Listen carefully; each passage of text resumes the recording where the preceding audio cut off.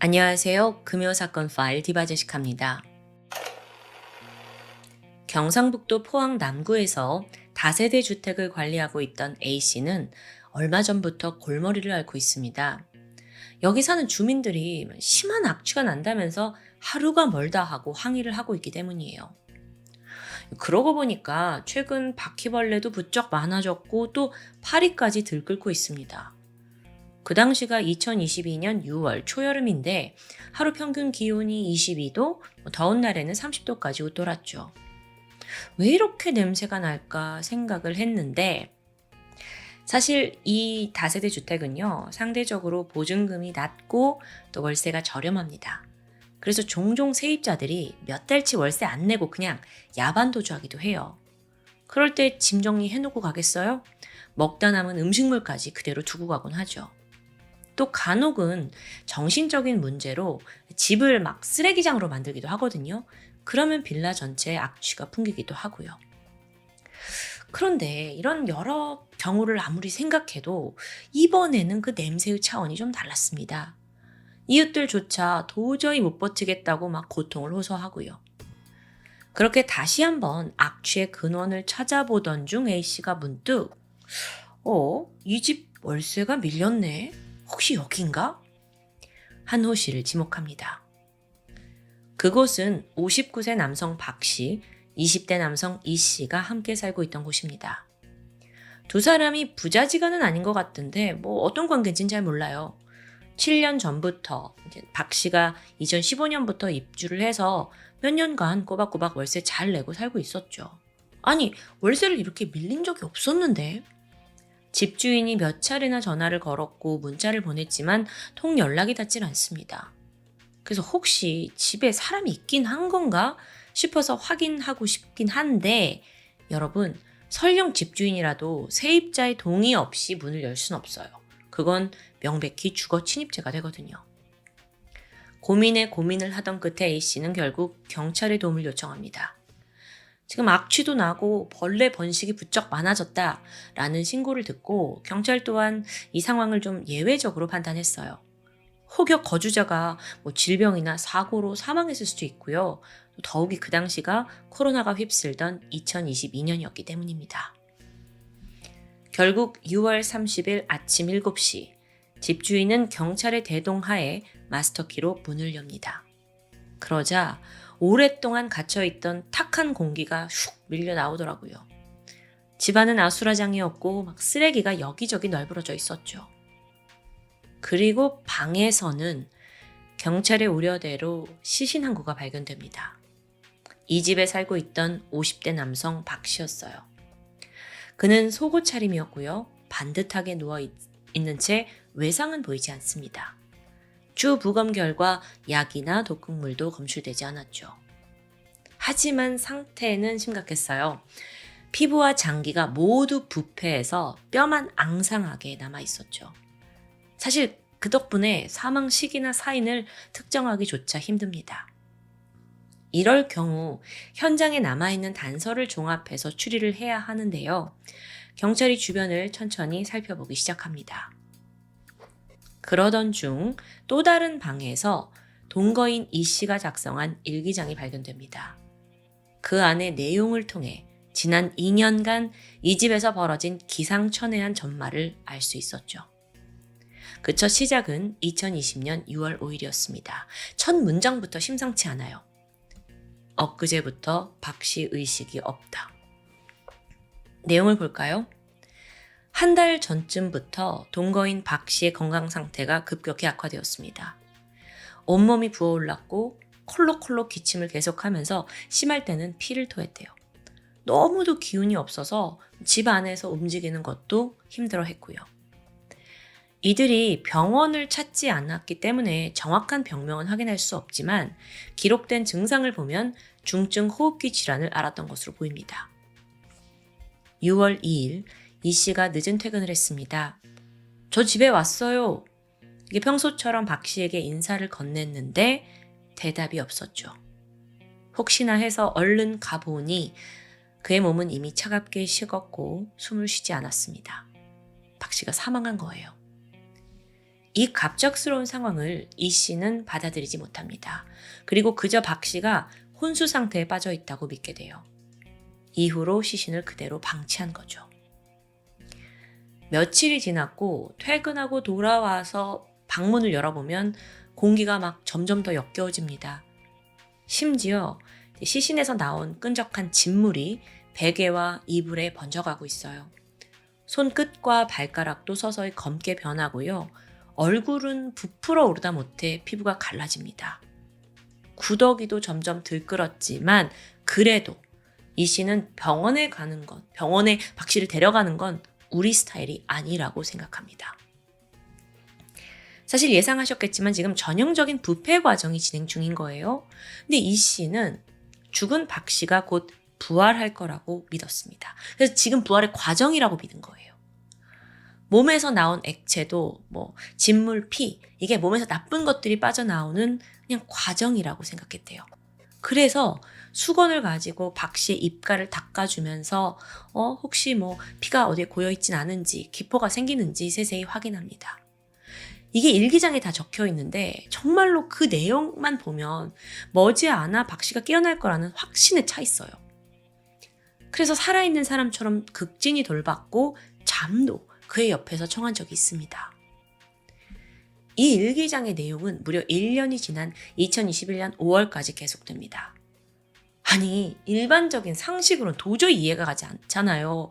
이 씨 도대체 왜 이러는 걸까요? 그 대답 또한 일기장 속에 있었죠. 이 씨는 간절한 기도를 통해서 박 씨가 살아날 거라 믿었어요. 여러분, 사실 죽은 자의 부활, 이런 건 무슨 사이비 종교에서 흔히 사용한 수법이잖아요. 근데 이 씨의 일기장을 보면 우리라는 표현이 반복되고 있었거든요. 여기서 제3의 인물이 등장하죠. 일기장에는 정확히 가돌 코헨이라는 인물이 반복적으로 등장합니다. 이게 좀 알아보니까 실제로 구약 성경에 대제사장을 뜻하는 히브리어 코헨 가돌이라는 단어가 있어요. 그래서 코헨은 제사장, 가돌은 크다는 뜻이에요. 근데 이걸 반대로 가돌 코헨이라고 사용한 거죠. 사이비 종교는요, 의도적으로 좀 이해하기 힘든 용어를 사용하는 편이라고 해요. 그리고 난해한 개념을 이 교주만이 이해할 수 있다라는 어떤 비밀 지식으로 둔갑시키기도 하고요. 얘기를 좀 더 보면 가돌 코헨은 세타라는 어떤 존재가 박 씨의 부활을 예언했다라고 이 씨에게 전달했대요. 여기서 또 세타는 헬라어로 하나님을 뜻하는 약자죠. 여기까지만 봐도 지금 이 씨가 뭔가 사이비 종교에 심취해 있어요. 아니 근데 그럼 부활을 계시한 그 가돌 코헨은 누구란 걸까요? 경찰은 가장 먼저 사망한 59세 박 씨를 조사합니다. 그의 고향은 포항의 작은 어촌 마을인데요. 대대로 독실한 기독교 집안에서 자랐더라고요. 할아버지가 장로였는데 마을에 처음으로 진리교회를 세웠습니다. 이후 아버지를 거쳐 또 박 씨의 큰형이 교회를 맡게 되고요. 여기서 둘째 아들 박 씨는 집사로 활동을 했는데요. 그렇다면 동거인 이 씨, 20대 남성 이 씨는 뭐냐? 이 사람은 고등학교 때부터 이 진리교회를 다녔습니다. 그러니까 신자예요. 이들의 관계가 어느 정도 설명이 되죠. 그럼 일기장에 등장하는 가돌 코헨, 이게 누군지 추정해보면 일단 박 씨가 사망을 한 후에 이 씨와 접선을 했습니다. 그렇기 때문에 사망한 박 씨가 교주인 것 같진 않아요.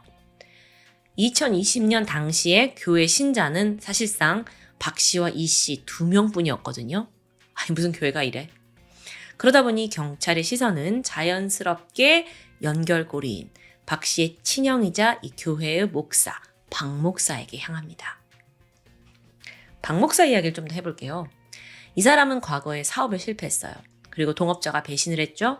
그리고 돌연 산으로 들어갑니다. 자, 이제부터 뻔한 스토리가 등장하는데요. 그가 어느 날 산에서 신께 기도를 드리다가 성령의 목소리를 들었대요. 그렇게 주장을 하죠. 산에서 내려와서 49살에 진리교회 목사로 나섭니다. 얼마 후 서서히 신도가 모이기 시작하는데 갑자기 박 목사가 시한부 종말론을 주장합니다. 그러면서 내 말을 따르지 않으면 지구 멸망의 순간에 구원받지 못한다는 이론으로 막 신도들을 위협했죠. 이게 정확하게 2015년 10월에 이제 예수님의 세대가 끝나고 증인의 세대로 넘어가면서 환난이 닥치고 대지진이 옵니다. 그러면서 바로 이때 유일한 대피소가 박 목사의 교회라고 주장합니다. 이런 사이비 교리에 빠진 신도들은 비까지 져가면서 교회에다가 쌀과 소금, 생수를 바쳤고 종말에서 구원을 바라게 되죠. 이때 신도였던 이 씨 역시 박 목사의 말을 전적으로 신뢰했어요. 근데 여기는 사실 이유가 있는데요. 이미 2번이나 이 사람이 나름 기적을 경험했기 때문이래요. 그 첫 시작은 고등학교 때였습니다. 몸에 아토피가 많아서 굉장히 고생하고 있었는데 박 목사한테 기도를 한번 받고 싹 나았대요. 그러니까 치유 기적을 경험한 거죠. 더 나아가서 이 박 목사가 너 이 대학에 가라. 넌 그럼 반드시 합격한다. 거기에 합격을 했고 나아가 알려준 대로 취직도 성공합니다. 이때 박 목사가 너 그거 내가 이 어떤 영을 불려다가 합격시켜 준 거다라고 생색도 내기도 했고요. 그래서 이 씨는 이런 경험을 통해서 박 목사를 영적 권능을 가진 특별한 존재라고 맹신한 거예요. 자, 그런데 이제 하이라이트가 다가옵니다. 2015년 10월. 종말 왔나요? 종말이 안 왔어요. 어라, 이걸 이제 어째? 실망한 신도들이 하나둘 교회를 떠났죠. 그러자 박 목사가 이 모든 건 신앙을 시험하기 위한 계시다 라고 또 이러는 거예요. 그러면서 나를 떠난 사람들은 다 지옥에 갈 거라고 비난했고요. 이때 그의 말을 여전히 붙잡고 곧이곧대로 믿고 있는 사람은 오직 동생 박 집사와 이 씨뿐이었습니다. 그렇게 신도 둘, 박 목사 하나 남은 거예요. 2019년 7월 이 씨가 군에서 제대를 하고 박 집사가 제안을 해서 함께 살기 시작합니다. 이 다세대 주택에서요. 한 1년간은 평화로운 날이었어요. 일 끝내고 돌아오면 같이 기도하고 같이 밥 먹고 또 성경 공부하고 종교에 심취해서 살고 있었죠. 그러다가 1년이 지난 2020년 6월 박 집사가 돌연집에서 사망합니다. 그런데 혼란이 왔어요. 아니, 박 목사가 분명 우린 모두 신에게 선택받은 특별한 존재라고 했는데 왜 갑자기 죽어? 박 목사도 자기 권위가 무너질 위기가 온 거예요. 그러자 곧장 자기 동생의 죽음에 부활이라는 새로운 카드를 꺼냅니다. 그대로 둬라. 곧 살아날 거다. 이 씨는 추호의 의심도 하지 않았죠. 그러면서 이제 이 씨가 시신을 다른 방에 두고 부활 일기를 쓴 거예요. 그 부활 일기에는 모든 과정이 담겨져 있었고 또 한편으로는 박 씨가 살아날 순간을 손꼽아 기다리고 있더라고요. 하지만 정작 현실은 잔혹했습니다. 시간이 지날수록 몸은 썩어가요. 그래서 일기장 내용을 보면요. 박 집사님은 썩어가면서 냄새가 진동한다. 또 시간이 좀 더 지나니까 도망갈 수도 되돌릴 수도 없는 상황이다. 감옥이든 기적이든 결국 땡땡땡 보게 될 것이다. 이 일기에는 혼자 시신을 지키면서 느끼는 어떤 불안, 공포가 그대로 담겨 있습니다. 그럼에도 끝내 빠져나오지 못해요. 왜냐? 이제 와서 박 목사를 부정하는 건 자기 인생을 송두리째 부정하는 것과 다름없거든요. 결국 박 씨는 시신이 정말 말라 비틀 정도로 부패하고 나서야 정신이 들었어요. 하지만 이미 집에 경찰이 들이닥쳤고 박 씨의 시신을 발견한 후였죠.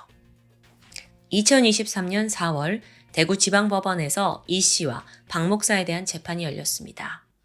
물론 이들이 어떤 의도를 가지고 살인을 저지른 건 아니잖아요. 그래서 사체 유기죄로 징역 6개월에 집행유예 2년을 선고받았죠. 또한 80시간의 사회봉사 명령이 내려집니다. 두 사람 모두 항소를 포기하면서 형량이 확정되는데요. 문제는 지금부터예요. 사건이 보도되고 온라인에서 아니 과연 이 형량이 맞아? 라는 비판이 쏟아졌어요. 아픈 증상을 보이면 병원에 데려가서 병을 낫게 할 수도 있잖아요. 근데 그럼에도 불구하고 방치했어? 그래서 결국 죽게 된 거잖아. 이 부분에 대한 죄를 물어야 한다는 주장이 나온 겁니다. 동시에 이 사건의 이면에 존재하는 그 사이비의 가스라이팅, 여기에 또 비난의 화살이 쏟아졌죠. 그런데 실질적으로 교주인 그 박 목사를 처벌할 법적 근거는 없어요. 그가 죽음에 직접 관여한 것은 아니니까요. 그렇다고 정말 죄가 없는 걸까요? 심지어 박 목사는 이 죽은 박 집사랑 형제 관계예요. 근데 어떻게 끝까지 저렇게 나 몰라라 동생의 죽음을 할 수 있죠? 자기는 대제사장이라서 이를 위해 간절히 기도 중이래요. 아니 이런 변명만 하는 거예요. 동생의 몸에 구더기가 들끓고 악취가 진동하는 동안 단 한 번도 찾아온 적도 없다고 합니다. 근데 더 열받는 부분이 남아있어요. 결국 그 다세주택에서 시신 수습했잖아요. 근데 박 목사가 동생 시신을 인수하는 걸 거부해요. 그래서 결국 지자체에서 수습을 해서 화장을 하게 됐고요. 이게 뭐야? 이 사건은요. 종교라는 이름 아래 왜곡된 믿음이 만들어낸 정말 비극적인 사건입니다. 이 씨도 피해자라고 저는 생각이 들어요. 썩어가는 시신과 함께 2년을 지내면서 그냥 끝까지 부활할 거라고 믿은 거야. 자기도 불안했지만. 그러니까 점점 내가 맞나? 의문이 들었지만 허망한 약속에만 그냥 붙들려 있었던 거죠. 그게 믿음일까요? 아니면 속박일까요? 사이비 종교는 그 자체로 한 사람을 죽이고 살릴 만큼 정말 누군가의 인생에 치명적인 고통과 상처를 남깁니다. 그 주변 사람도 마찬가지고요. 게다가요. 이런 다른 관점에서 한번 사이비 교주의 맛을 본 사람, 그러니까 그 리더의 위치에 있는 사람, 맹목적으로 나를 다 신처럼 여겨주는 그걸 맛본 사람은요. 계속해서 그 길을 간다고 해요. 그러니까 박 목사, 자신의 동생마저 저버린 사이비 교주. 그는 어쩌면 지금도 계속 그의 직업을 이어가고 있을지 모릅니다. 오늘 사건, 결국 중요한 당사자 솜방망이 처벌로 막을 내렸고요. 어디선가, 우리 사회 어디선가 그가 또 악의 뿌리를 내리고 있겠죠. 저는 정말 사이비 종교 싫어합니다. 정말 근절되어야 하고 거기에 빠지는 여러분이 있다면 정말 멱살 잡고 끄집어내고 싶어요. 지금까지 금요사건 파일 디바제시카였습니다. 안녕하세요. 금요사건 파일 디바제시카입니다. 2005년 6월 8일 이른 아침 부산 영도구 신선동 한 건물 1층에서 중국집을 운영하고 있던 A씨가 점심 장사하려고 분주히 움직이고 있었습니다. 그런데 오늘따라 위층에 누가 왔는지 유난히 소란스러운 거예요. 그래서 가만히 들어보니까 쾅쾅쾅! 재수씨 안에 계세요? 재수씨! 고성이 몇 분간 이어졌죠. 그리고 남성은 이내 포기한 듯 발걸음을 돌렸고요.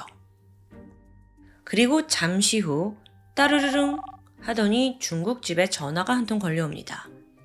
아직 문을 열지 않은 시간이라서 배달 전화할 리가 없어요. 그래서 의아해하던 A씨가 전화를 딱 받았는데 수화기 넘어 위층에 사는 67세 E씨의 목소리가 들렸습니다. 저기 말이야. 우리 집에 좀 한번 올라가 봐 줄 수 있겠나? 내 아내와 연락이 닿질 않아서 그래. 지금 이 전화를 건 E씨는요. 직장 문제로 타 지역에 살고 있습니다. 그러다 보니 63세의 아내 서씨와는 주말 부부였어요. 보통 아내 서씨는 일을 마치고 밤 늦게 귀가하는 편이었습니다. 그러니까 아내가 혼자 있잖아요. 주중에는요. 그래서 그녀가 너무 걱정됐던 남편은 이틀에 한 번꼴로 전화를 걸어서 안부를 묻곤 했는데요. 아니 이날따라 아침부터 계속 전화를 해도 연락이 닿지 않는다는 거였죠. 집 전화는 물론이고 핸드폰도 꺼져 있고요. 사실 남편은요, 이 중국집 사장에게 전화하기 앞서 같은 동네에 살고 있는 30년 지기 친구 권 씨에게 아내가 집에 있는지 확인해 달라고 부탁했었습니다. 그러니까 앞에 쾅쾅쾅 문 두드리던 소리가 친구 권 씨였던 거예요. 근데 그때 아무리 불러도 인기척이 없었죠? 문도 잠겨 있었고요. 결국 중국집 사장 A씨가 이 전화를 끊고서 자리에서 일어나더니 가게 안쪽의 통로를 통해서 위층으로 올라가게 됩니다. 이런 어떤 그 비밀의 통로 같은 게 있었던 것 같아요. 아래층하고 위층만 통하는. 그렇게 내부에 들어가 보는데 어두컴컴합니다. 그래서 발걸음을 막 옮기고 있었어요. 그러다 문득 양말에 끈적한 액체가 느껴졌죠. 아래를 보니까 바닥은 온통 시뻘건 피바다입니다. 이거 심각한 일이 났구나 싶었어요. 그래서 얼른 안방으로 향하거든요. 그랬더니 거기에 옷가지와 이불이 수북하게 쌓여 있더라고요. 이거 누가 봐도 일부러 이렇게 덮어놓은 듯한 모습입니다. 그래서 그걸 하나씩 다 걷어내니까 그 아래서 피투성이가 된 여성의 시신이 보였습니다. 신고를 받고 경찰들이 현장에 도착합니다. 베테랑 형사들의 눈에도 여기는 참혹하기 이를 데 없었어요. 아내 서 씨는 온몸이 칼로 난자당한 상황입니다. 시신에는 총 25군데의 자상이 있었고요. 이 중 14개는 머리에 집중되어 있었어요. 당시 끔찍했던 상황을 보여주듯 방 안 곳곳에 집기류들이 다 흩어져 있더라고요. 그러니까 격렬한 몸싸움이 있었다는 거죠. 실제로 피해자의 팔에서 방어흔이 발견이 돼요. 또 다른 특징이 하나 더 있는데 이 집의 두꺼비 집 그 전원이 차단되어 있었다는 점입니다. 그러니까 이거는 범인이 이 현장이 쉽게 발각되지 않도록 아예 전기를 내려둔 것으로 보여요. 이어서 정밀 부검이 이제 이루어지는데 그 결과 피해자의 오른손 손톱 아래 범인의 것으로 보이는 미세한 피부 조직이 발견됐습니다. 다행히 이걸로 DNA 확보할 수 있었고 범인은 성인 남성이라고 추정이 됩니다. 한편 현장에 남겨진 범인에 대한 단서라고는 이 DNA 외에 방바닥에서 발견된 별무늬 모양의 족적이 있습니다. 근데 이게 좀 이상해요. 족적의 사이즈가 240mm인 거예요. 이게 성인 남성의 발 크기로 보기에는 좀 너무 작잖아요. 근데 DNA는 지금 남성이라고 나왔는데? 그 외에 경찰은요, 피해자의 옷이 외출 상태 그대로였다는 점을 주목했어요. 즉, 범행은 아내 서 씨가 집으로 귀가한 새벽 1시 30분 그 전후로 발생했다라는 걸 의미하는 거죠. 그러니까 집에 와서 옷을 갈아입기도 전에 발생한 거니까요. 자, 그러면 여기서 유추할 수 있는 게 아내 서 씨의 퇴근 시간은 일반적인 직장인과 달라요.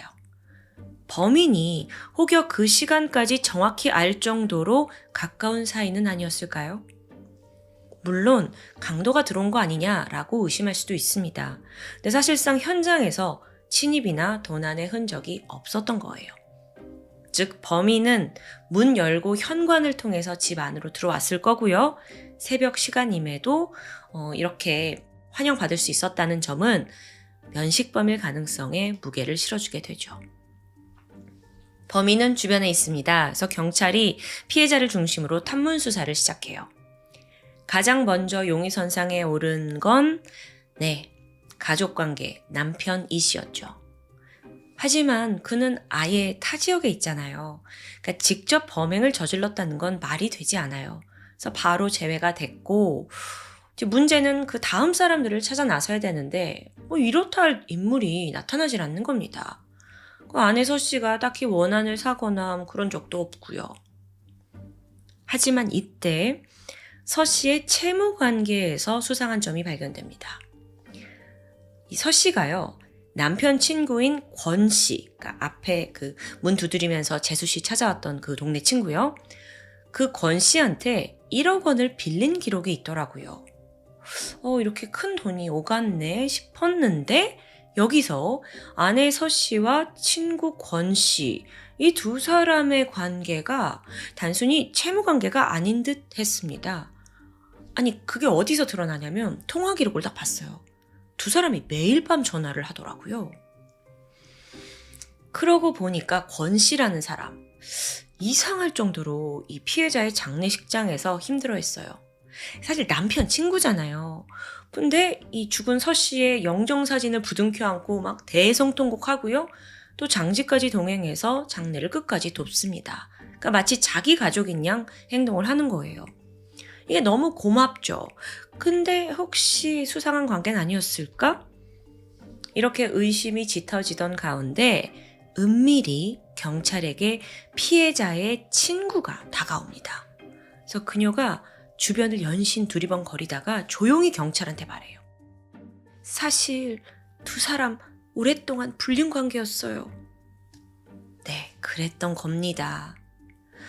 확인해보니 두 사람은 2000년부터, 그러니까 그 사건이 발생한 시간까지 약 5년 동안 내연 관계를 유지하고 있었습니다. 그렇다면요, 이 권 씨에게도 어떤 살해 동기가 있을 수 있다는 거예요. 바로 참고인 조사 불렀죠. 그랬더니 권 씨가 떨지 않고 아주 침착하게 반응합니다. 범행 추정 시간인 새벽 1시 반, 그때 나는 집에서 자고 있었다는 거예요. 그리고 다음날 오전에 친구가 부탁을 해서 서씨 집에 찾아간 거다. 그 외에는 내가 더 이상 특별하게 설명할 게 없다. 라는 식입니다. 실제로 이 사람이 막 집에 찾아온 거, 다급하게 찾는 모습, 이런 건 다 목격이 됐어요. 근데 문제는 범행 추정 시각의 알리바이였죠. 1시 반에 자긴 집에서 잤다고 하는데 권 씨가 혼자 사는 사람이거든요. 그때 집에서 자고 있었는지 뭘 했는지 그걸 증명할 방법이 없다는 거예요. 이게 사실일까요? 아닐까요? 여기서 잠깐 권 씨가 어떤 사람인지를 좀 살펴볼게요. 외적으로요. 머리카락이 듬성듬성 빠진 60대 노인입니다. 목수일을 하면서 검소하게 살고 있어요. 딱 봤을 때 막 잔인하게 저렇게 사람을 살인해 놓고 아무렇지 않게 막 재수씨 괜찮아요? 하고 막 일상생활 할 정도로 보이지가 않는 거예요. 그리고 거의 칠순을 바라보는 나이에 친구의 아내이자 그렇다면 내연녀가 되는 건데 내연녀를 지금 참혹하게 살해했다? 경찰도 갸우뚱했습니다. 물론 범죄자를 외모만으론 절대 판단할 수 없지만요. 어쨌든 경찰은 이 사람을 계속 예의주시하면서 조사를 이어갔죠. 아니 그런데 정말 뜻밖의 충격적인 사실이 밝혀집니다. 이 권 씨의 아내가 있어요. 아내 손 씨가 지난 3년간 행방불명된 상태더라고요. 권 씨에 따르면 지난 2002년 10월 28일에 아내가 남편 너 왜 이렇게 계속 도박만 하냐 이 문제로 다투다가 집을 나갔대요. 근데 남편은 그녀를 찾으려는 노력을 전혀 하지 않았고요. 실종된 지 5일이 지나서야 가출 신고를 합니다. 그러고 좀 더 파보니까 이 아내 손 씨라는 사람의 실종에 납득하기 어려운 점이 몇몇 보이더라고요. 손 씨가 남편의 도박에 정말 질령이 난 상태였는데 그렇다 해도 자기 자식, 손자들한테는 각별했어요. 아무리 남편이 미워서 집을 나갔다 하더라도 지난 몇 년간 가족들한테 한 번도 연락을 안 한다? 이상하잖아요. 게다가 그녀의 지갑과 휴대폰, 이런 중요한 소지품은 집에 또 그대로 있더라고요. 이런 와중에 남편 권 씨의 수상한 행적도 드러납니다. 아내가 실종되고 나서 직후에 보험사에 달려간 거예요. 그러면서 가출 혹은 실종자의 생명보험금 수령과 관련해 상담을 받습니다. 실제로 그는 아내 실종 신고 후에 5년 6개월이 지나면 4천만 원가량의 실종보험금을 받을 수 있대요. 그러면서 또 아내 이름으로 보험회사 4곳에 상해보험, 암보험을 들었고요. 이후 2년 반 동안 매달 20만 원씩 보험료를 계속 납입해 온 거예요. 정말 이상하죠. 권 씨가 목수였거든요. 경제적으로 엄청 넉넉한 상황이 아닌데도 불구하고 실종된 아내의 보험료를 매달 꼬박꼬박 낸다? 경찰의 의심을 사기 충분했습니다. 자, 조금만 정리해보면 이 권 씨라는 사람을 중심으로 아내 손 씨는 실종됐고 내연녀 서 씨는 살해당했어요. 이게 분명 일반적인 일은 아니죠. 그래서 경찰이 다시 한번 권 씨를 소환해서 은밀히 그의 반응을 살피기 시작해요. 숨기는 게 있다면 필시 수상한 행동이나 불안한 눈빛을 보낼 테니까요. 그래서 경찰이 권 씨에게 질문을 하거든요. 잘 오셨고요. 오늘은 그 피해자 서 씨 때문이 아니고요. 보니까 아내분이 실종 상태시더라고요. 두 분 관계가 어떠셨어요? 여기에 권 씨가 자기 예상과 다른 이야기가 나오자 크게 동요하는 듯 했습니다. 우리 부부 사이 괜찮았다.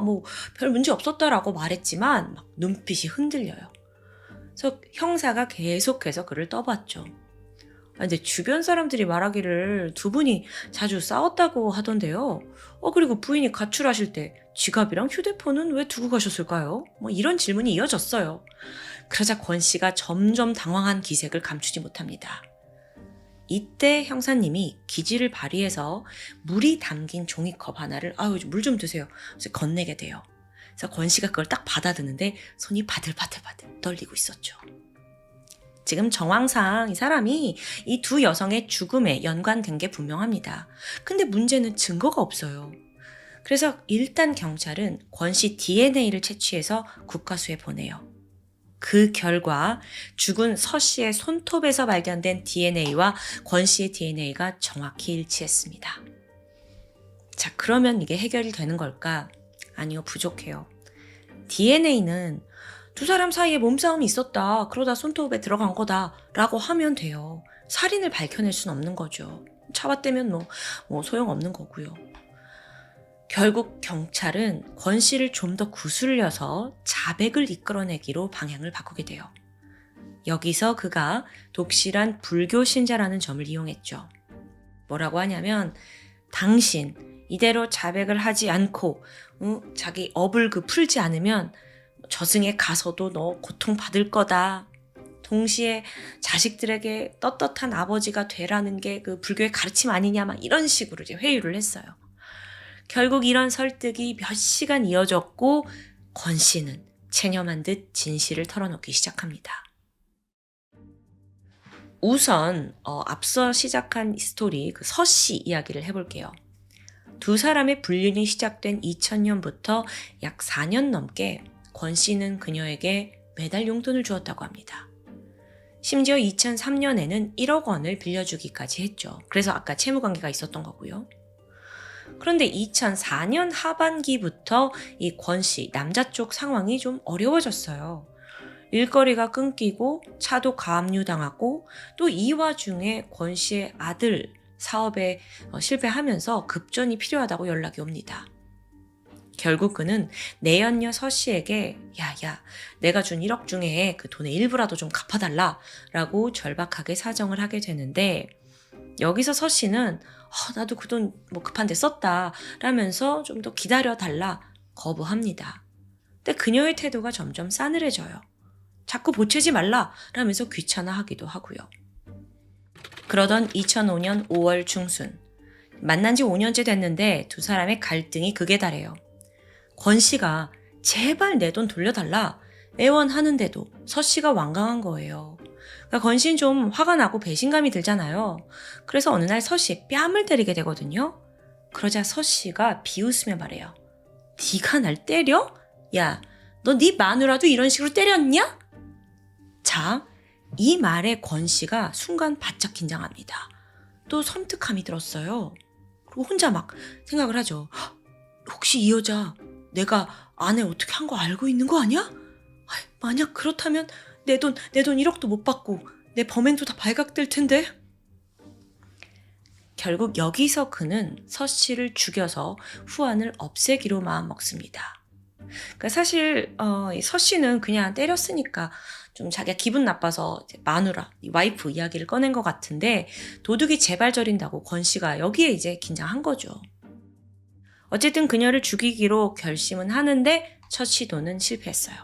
그게 언제였냐면 2005년 5월 28일 새벽 2시입니다. 그는 서 씨의 스케줄 잘 알고 있잖아요. 그래서 홀로 자고 있을 시간에 들어가서 집 현관에 신호를 뿌리고 불을 질렀죠. 하지만 서 씨가 매캐한 연기에 바로 깨어났고요. 119에 신고하면서 범행은 실패로 돌아갑니다. 이때 서 씨도 이거 권 씨가 불 지른 거 아니야? 의심을 했어요. 하지만 권 씨는 무슨 소리냐, 나는 전혀 모르는 일이다 라고 잡아댔고요. 또 의심을 피하기 위해서 일부러 내가 그 집수리 다 도와주겠다 라고 친절히 제안하기도 해요. 그로부터 10일이 지난 6월 8일입니다. 권 씨는 다시 계획을 실행에 옮겼죠. 새벽 1시쯤 퇴근하고 집에 오는 서 씨를 집 앞에서 기다리고 있었어요. 가슴속에는 칼을 품고 있었죠. 그녀와 딱 맞닥뜨렸고 정말 마지막으로 너 내 돈 중에 일단 500만 원이라도 먼저 갚아달라 라고 요구를 해요. 근데 서 씨가 이제 퇴근하고 와서 피곤했는지 우선 좀 자고 내일 얘기를 하자라고 대화를 피하게 됩니다. 같이 들어갔어요, 그렇게. 그리고 새벽 2시 그녀가 잠에 들자 권 씨는 품에 숨겨둔 칼을 꺼내 들고 온몸을 찔렀던 겁니다. 이때 서 씨가 저항을 하면서 권 씨 팔뚝 잡았고 그때 범인의 피부 조직이 손톱 밑에 남게 된 건데요. 잠시 후 서 씨의 숨이 멎었어요. 그러자 범인은 치밀하게 흔적을 은폐하기 시작합니다. 우선 수사에 혼선을 주기 위해서 자기 발보다 작은 240mm 사이즈의 신발을 신고 일부러 여기저기 족적을 남긴 거예요. 그리고 피 묻은 옷까지 칼 챙겨서 이건 야산에 유기했고요. 피 묻은 장갑 같은 경우에는 가위로 다 잘게 찢어가지고 변기에 버렸고요. 그렇게 흔적을 다 없애버렸죠. 다음날 아침이 밝았습니다. 알리바이를 생각한 거예요. 그래서 일부러 아침 일찍 구청에 갑니다. 그래서 막 개인 용무를 봐요. 그러면 서류를 뗀 시간이 거기 딱 남잖아요. 그걸 이제 조작하려는 거였죠. 그러다가 이 서 씨, 죽은 서 씨의 남편이자 자기 친구인 이 씨가 연락이 안 된다. 우리 집에 좀 가봐달라. 전화가 왔습니다. 그래서 범인이 또 태연히 그 집에 가서 그 안에 어떤 일이 벌어졌는지 다 알고 있으면서도 문을 두드리면서 재수 씨 계세요? 이런 연기를 했던 거죠. 사실 이때 목소리를 굉장히 크게 냈다고 해요. 그러니까 밑에 집에 있는 사람들도 다 들었고요. 그것 또한 의도적이었습니다. 자, 이렇게 전말이 밝혀지는데 이거 아직 끝은 아니죠.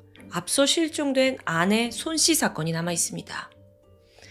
범인 권 씨는 끝까지 아내 가출은 자기와 상관없는 일이다 라고 강하게 부인을 하는데 이 또한 경찰의 끈질긴 신문 끝에 무너지고 말았죠. 그리고 권 씨가 내뱉은 말은 제 아내 시신은요, 우리 집 바닥에 있습니다. 네? 지난 3년이라는 시간 동안 집 안에다가 시신을 보관했다는 거예요. 그래서 경찰이 곧장 부산 영도에 있는 집으로 향했죠. 안방과 거실 쪽 콘크리트 바닥 다 뜯어냈습니다. 그러자 너무 충격적인 현장이 펼쳐져요. 아내 손 씨의 머리는 안방에 있었고요. 몸통은 토막난 채 거실에 묻혀 있더라고요. 자, 도대체 무슨 일이 있었던 건가? 그녀가 실종된 2002년 10월 28일 권 씨의 집 뒤편에 있는 목공소에서 그는 아내와 말다툼을 벌입니다. 평소에도 남편의 도박 문제로 갈등이 잦았는데 이날은 유독 좀 격렬했어요. 그러니까 아내가 막 남편을 비난하면서 폭언을 쏟아냈죠. 우리가 이렇게 찢어지게 사는 거는 다 네가 무능력해서다. 이 말이 화근이었습니다. 가장으로서 자신을 깎아내리는 말에 참을 수 없었던 거예요. 그는 치미는 분노에 이성을 잃더니 결국 아내에게 달려들었고 그녀를 목졸라 살해합니다. 이후 권 씨는 완전 범죄를 계획했어요. 먼저 시신을 방수지로 감쌌고요. 안방 구들장 밑에다가 안매장해요. 그리고 5일 지나서 가출 신고했고요. 그런데 시신이 부패하면서 냄새가 퍼져가잖아요. 그러니까 더 완벽하게 이걸 어떻게 은폐하지 고민하게 됩니다. 그리고는 살인을 저지른 지 2달 반 만인 2003년 1월에 대대적인 집 보수 공사를 시작해요. 그 사람 자체가 30년 이상의 베테랑 목수예요. 그래서 혼자서 공사를 진행하는데 무리가 없었죠. 그리고 반드시 혼자 해야 했고요. 진짜 목적은 보수가 아니라 시신 유기였기 때문입니다. 우선 처음 그의 계획은요, 이 시신을 거실 현관 쪽에다가 묻고 그냥 시멘트로 덮어버릴 생각이었어요. 근데 정작 해보니까 현관의 그 공간이 너무 협소한 거예요. 시신이 잘 들어가질 않아요. 그래서 고민하던 범인은 결국 아내의 시신을 토막내기로 마음먹습니다. 유기를 좀 더 편하게 하기 위해서요. 머리와 몸통 분리했고 각각 안방과 거실 현관에 나눠 묻게 돼요. 흙 덮고 시멘트 발라서 2중, 3중으로 아주 꼼꼼히 처리했죠. 얼마나 정교하게 했는지 덕분에 시신 썩는 냄새가 집안에는 풍기지 않았습니다. 심지어 되게 무서운데 이후에 집에 방문했던 성인 자녀들과 또 내연녀 서씨까지도 아무도 눈치채지 못했다고 해요. 생각해보면 좀 엽기적인 부분이 남아있는데 그 아내 머리가 안방에 있었다고 했잖아요. 그런데 이 범인 권 씨는요, 아내 머리가 묻힌 안방에다가 거기서 이불을 깔고 생활해 왔어요. 처음에는 이불을 깔고 그냥 잘 자는 듯 했는데 자기도 좀 꺼림직하죠. 그래서 어느 순간 그 위에다가 침대를 두고 자기 시작합니다. 가증스럽게도 방 안에는 아내와 함께 온 가족이 다정하게 찍은 사진을 걸어놨고요. 마지막으로 판결의 시간인데요. 안타깝게도 판결 과정은 언론에 자세하게 알려지지 않았습니다. 다만 아내와 내연녀 두 사람을 살해한 권 씨의 죄가 낱낱이 드러났고 그는 징역 15년을 선고받습니다. 네, 좀 놀라셨죠? 지금 두 사람이나 죽였는데 15년형. 게다가 생각해보면 2025년 현재 그는 형량을 모두 마치고 출소한 상태입니다. 권 씨의 행방에 대해 알려진 바는 없고요. 그는 이제 우리와 같이 사회에 섞여서 아무 일도 없었던 것처럼 태연하게 살아가고 있겠죠. 재판 당시 권 씨는 반성의 기미를 전혀 보이지 않았다라고 전해집니다. 오히려 이런 걱정을 했대요. 아이고, 내가 마당에 심어놓은 꽃이 있는데 그걸 누가 관리해야 되나? 지금 꽃이 문제인가 싶은데 좀 황당해요. 당시에는 이 15년이라는 형량 때문에 비난 여론이 거셌다고 하는데요. 지금 들어도 좀 이상하죠? 근데 이미 내려진 판결을 뒤집을 수는 없었던 것으로 보입니다. 여러분은 오늘 사건 어떻게 보셨나요? 맨 처음 등장한 권 씨가 결국 끝에 이렇게 잔인무도한 살인마일 거라고 상상은 하셨나요? 여러분의 의견 편안하게 댓글로 남겨주세요. 지금까지 금요사건 파일 디바제시카였습니다.